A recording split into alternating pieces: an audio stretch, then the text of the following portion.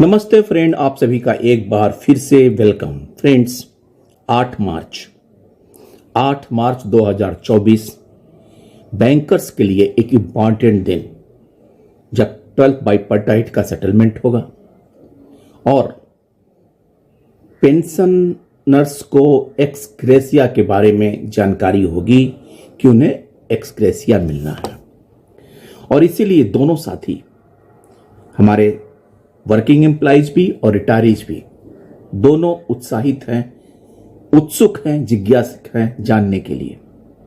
हालांकि जो हमारे वर्किंग एम्प्लॉइज हैं उनको अपने वेज स्ट्रक्चर के बारे में सब कुछ पता है, कुछ बातों को छोड़ के।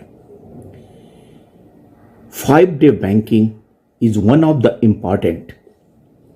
हालांकि हमारे कुछ सोशल मीडिया पे एक बात आ रही है कि 5-day बैंकिंग कन्फर्म, कहीं पे आ रहा है कि नहीं, ऐसा कुछ नहीं है। हालांकि सच्चाई यही है, अभी तक इस तरह का कोई अनाउंसमेंट अथवा डिक्लेरेशन नहीं हुआ है कि 5-day बैंकिंग 12th बाइपर्टाइट के सेटलमेंट के साथ फाइनल होगा। एक ट्विटर पे ट्रेंड आज आने वाला है, याचना नहीं अब रण होगा। ट्विटर पर आखिरी बार संग्राम होगा 7 मार्च 24 को शाम 7 बजे 5 डेज बैंकिंग होने जा रहा है। यह हमारे युवा साथियों की उत्साह है। अब बात करते हैं कि 5-day बैंकिंग के बारे में। हमने कई मैसेज ट्विटर पे पढ़े और एक शुरुआत करते हैं। Bankers want announcement, not just clause for 5-day banking in joint note, else it would not get implemented for next 5 years. Don't fool us, dealers. In last 11 bipartite settlement, while signing joint note, IBA was agreed for 5 days banking and set to take up with the government for approval as residual issue of settlement. But even after 5 years, nothing happened. So there is no meaning of adding same clause in the current bipartite settlement, repeating same mistake. आपको याद होगा कि 10th bipartite में Indian bank association ने एक clause डाला था, every second and fourth Saturday of the month will be holiday and the other Saturday will be full working days. 2015 में there have been numerous speculations surrounding the inclusion of 5 days banking in the joint note bipartite settlement. The Indian Bank Association has not provided any clarity or confirmation on the matter. In light of this, the All India Bank Officers Confederation (IBOC) called for an urgent meeting of the General Secretaries from all affiliated unions to discuss whether or not to sign the settlement without a mention of 5 days banking, which several other unions are ready to sign. During the meeting, it was unanimously decided that IBOC would not sign the settlement without at least confirming the inclusion of 5 days banking in the joint note. This is because the officers in the banking sector are greatly affected by the late working hours and having to work on holidays. After several rounds of the discussion within the United Forum of Bank Unions and with the IBA, IBOC has been successful in securing a similar notation confirmation for 5 days banking in the joint note, similar to what was noted in the 2015.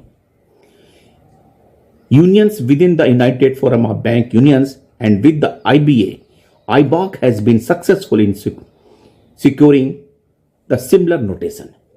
Friends, क्या अब यह संभावना बन रही है कि joint note में इस बात का क्लॉज डाला जाएगा 5-day बैंकिंग के बारे में?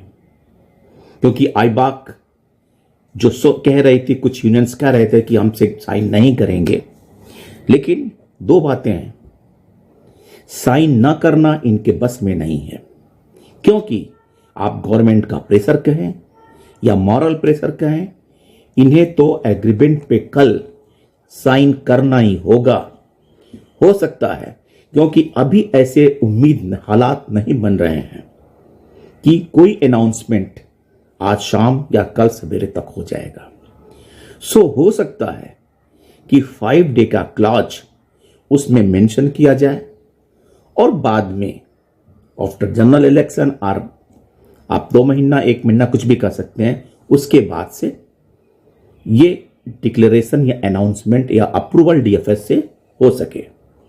लेकिन आज की स्थिति में ये डिसाइडेड है कि 5 डे बैंकिंग अनाउंस होने नहीं जा रहा है। दूसरी बातें रिटायरीज के लिए हैं। पिछले दिनों 5 मार्च को जब एआईबी का लेटर आया, उसमें क्लियर हो गया कि पेंशन एक्स-ग्रेशिया मिलने जा रहा है।